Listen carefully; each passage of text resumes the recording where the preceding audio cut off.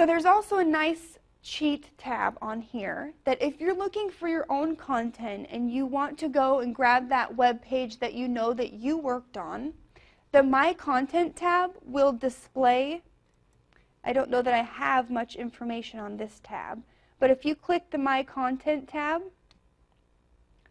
this will be all of your personal web pages that you've worked on. So you don't have to sort through using the Site Content tab.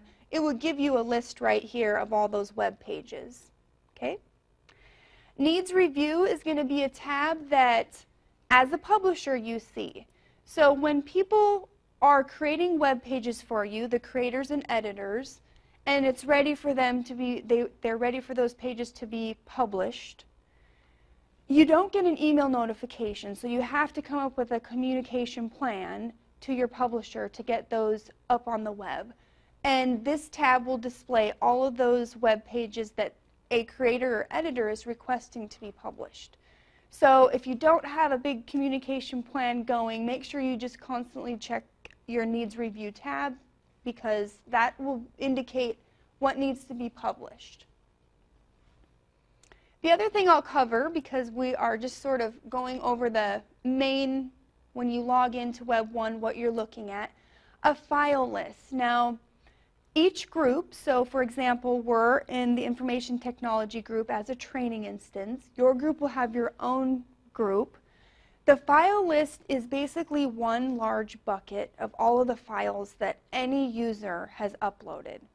So the way that Web 1 was delivered, is that there are no folders, that no one has their own personal folder for all their files. It does end up in the file list in one big bucket.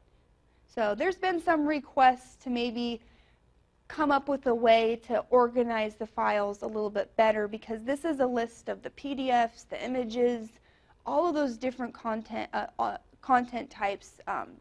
Could be quite extensive at some point, right?